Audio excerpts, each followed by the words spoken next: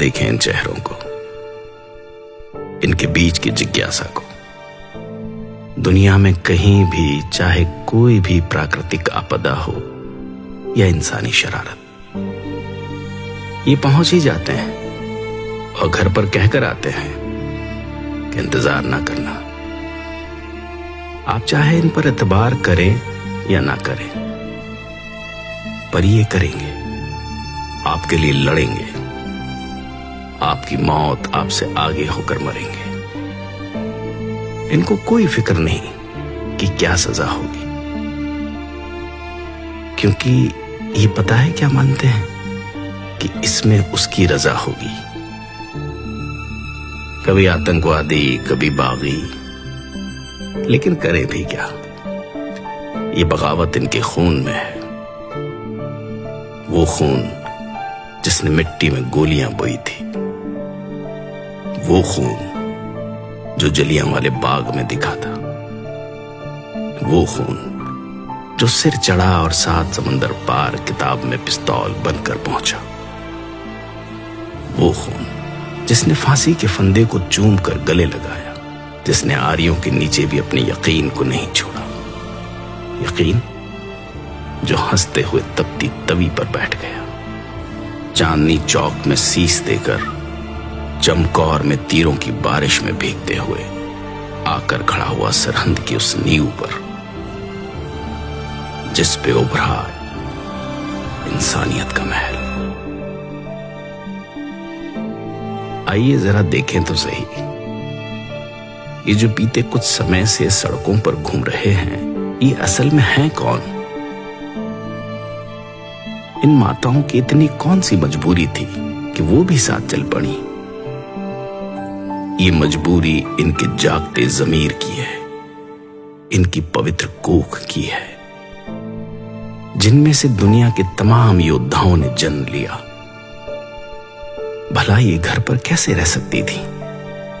इन्हीं में से जन्मे थे आनंदपुर की धरती से सिर मांगने वाले और सिर देने वाले। इन्हीं में से जन्मे वो योद्धा जो पैदा तो अलग अलग गर्भ से हुए, लेकिन आखिर में अपनी सबसे प्यारी मां धरती की कोख में समा गए। ये वही हैं जो रक्षा करते हैं, चाहे अधिकारों की हो या सरहदों की। दोनों तरफ एक ही पिता के बेटे हैं, दोनों अपने अपने फर्ज निभा रहे हैं। अगर कुछ बीच में है तो बुरी सोच की सरकारों के बैरिकेड्स।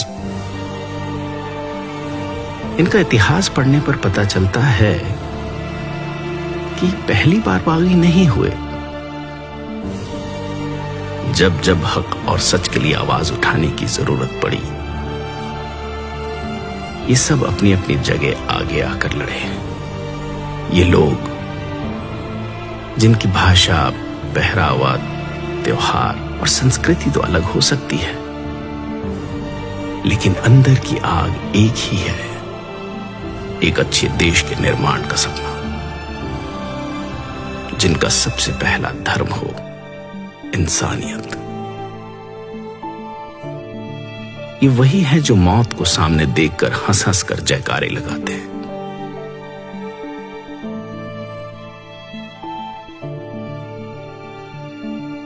गोरे तो इस देश से चले गए, लेकिन अपनी सोच इन कुर्सियों के आसपास ही कहीं छोड़ गए। जिन पर बैठने वाले चेहरे तो बदलते हैं,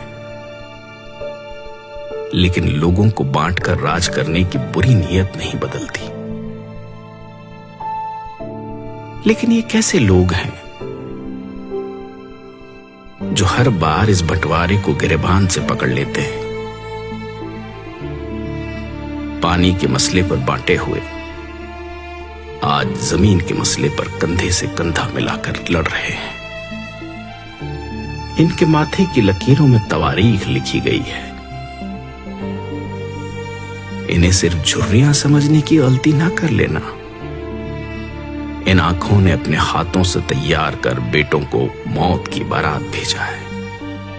वो आंखें जिन्होंने आजादी के सपने देखे, जो दंग रह गई जब शीशम की चमकदार कुर्सियों पर बैठे मखमल के कुर्तों ने आजादी के नाम उजड़ जाने का शाही फरमान जारी कर दिया।